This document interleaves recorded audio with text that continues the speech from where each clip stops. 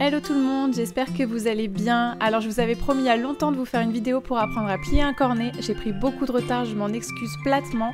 Mais bon, mieux vaut tard que jamais, donc c'est parti, je m'exécute sans plus attendre. Alors pour cela, vous aurez besoin simplement d'un peu de papier sulfurisé qu'il faudra couper en forme d'un triangle rectangle. Alors, il faut que les deux coins les plus fins se trouvent en haut à droite et en bas à gauche, en face de vous, pour vous permettre d'avoir le coin rectangle en bas à droite, à côté de votre main droite. Alors pour les dimensions, il n'y a pas de règle spéciale. Plus vous allez faire un grand triangle rectangle et plus votre cornet sera grand et facile à plier, plus vous allez en faire un petit et plus il sera petit et compliqué à plier, tout simplement. Alors je commence tout d'abord par saisir le coin en haut à droite avec ma main droite. Alors je tiens le coin entre mon pouce et mon index et je place ma paume vers le haut. Et je vais ensuite replier le cornet en plaçant ma paume vers le bas et en touchant le plan de travail avec ma main. Alors, le but ici, c'est de former une pointe avec son cornet. Et donc en fait, c'est le principe de déplacer votre main vers la gauche ou vers la droite qui va serrer la pointe ou la desserrer. Donc ici, on essaye de faire une pointe vraiment très pointue pour que rien ne passe quand on mettra la garniture. Je saisis ensuite le coin gauche avec ma main gauche. Je le soulève légèrement et avec mon pouce droit, je viens soutenir l'ensemble pour pouvoir soulever mon cornet sans que tout se défasse. Et je vérifie bien que ma pointe reste pointue. Une fois que j'en suis là, je vais soulever ma main et je vais faire le tour de mon cornet avec le bout de papier restant. Ensuite, c'est l'action de pousser avec ma main droite et de tirer avec ma main gauche qui va resserrer le cornet et reformer la pointe correctement. Une fois que c'est le cas, je vais ensuite poser ma main droite sur le plan de travail et avec mon doigt gauche, je viens soutenir l'ensemble. Je viens juste poser mon doigt en fait pour me permettre de retirer ma main sans que tout se défasse. Une fois que j'en suis là, il ne me reste plus qu'à plier l'excédent de papier à l'intérieur de mon cornet pour le fermer. Une fois que c'est fait, votre cornet ne bouge plus, il est parfait. Vous pouvez vous assurer que votre cornet est bien plié tout simplement en vérifiant la pointe.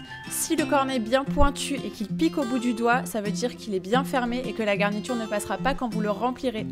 Maintenant que notre cornet est correctement plié, la prochaine étape, ça va être de le remplir. Alors déjà, quand on le reprend, il faut toujours s'assurer que la pointe est bien formée. Ça arrive quelquefois qu'on laisse le cornet de côté, que quand on le reprend, la pointe s'est légèrement déformée et que la garniture passe. Si c'est le cas, il suffira juste de repousser vers l'intérieur le morceau qu'on a plié pour resserrer la pointe. Alors, pour remplir le cornet quand on n'a pas l'habitude, je vous conseille de prendre un verre et de poser le cornet à l'intérieur. Comme ça, vous aurez vos deux mains libres pour y placer la garniture. Alors moi ici, j'ai pris un petit peu de glaçage pour vous montrer, mais vous pouvez prendre la garniture que vous souhaitez. Donc je vais remplir mon cornet tranquillement et attention, on ne remplit le cornet qu'à la moitié. Si on le remplit trop, on ne pourra pas le fermer et ça va être la catastrophe, ça va déborder dans tous les sens quand vous allez essayer de dessiner ou d'écrire. Donc voilà, vous voyez, je n'ai rempli qu'à la moitié. Il me reste suffisamment de place pour fermer. Voilà, le glaçage arrive jusqu'ici à peu près.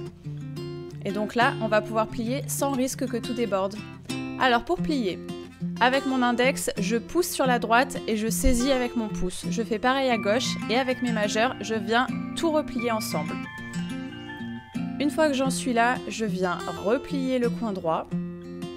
Je replie ensuite le coin gauche et je plie une fois au milieu, puis une deuxième jusqu'à repousser ma garniture en fait sur le coin de mon cornet. Et voilà, donc là notre cornet est bien plié. Alors pour le tenir, attention, on ne le tient pas vers le bas, en fait il faut toujours que la clé soit maintenue. Donc toujours le pouce sur la clé pour éviter que en fait, l'ensemble du cornet ne déborde vers le haut. Ensuite, il suffit juste de couper la pointe du cornet. Alors attention, commencez fin au départ et allez de plus en plus loin plutôt que l'inverse, sinon votre cornet est fichu. Et ensuite, on teste toujours que l'épaisseur du trait nous convient. Et voilà, après il ne nous reste plus qu'à écrire ou à dessiner les motifs que l'on souhaite. Alors ici, je vous ai mis un petit exemple tiré de mes vidéos précédentes sur comment je décore mes biscuits avec un cornet. Alors vous voyez bien qu'avec mon pouce droit, je tiens toujours la clé, donc l'endroit où j'ai plié mon cornet pour que la garniture ne déborde pas. Et avec mon index gauche, en fait, je viens guider mon cornet. Je trouve ça plus facile d'écrire en guidant avec mon doigt gauche. Mais après, ça, c'est vous qui voyez. Et je vous ai mis le lien de la vidéo en haut à droite, si jamais ça vous intéresse. Et voilà, la vidéo est enfin terminée. C'est bon, vous savez plier les cornets comme les pros maintenant. Donc à vos décorations, c'est parti! N'hésitez pas à mettre un petit pouce bleu si la vidéo vous a plu, à me poser vos questions en commentaire et surtout à vous abonner à ma chaîne. Et on n'oublie pas de cliquer sur la petite cloche pour activer les notifications pour toutes les prochaines vidéos. Et moi, je vous dis à bientôt. Bye bye!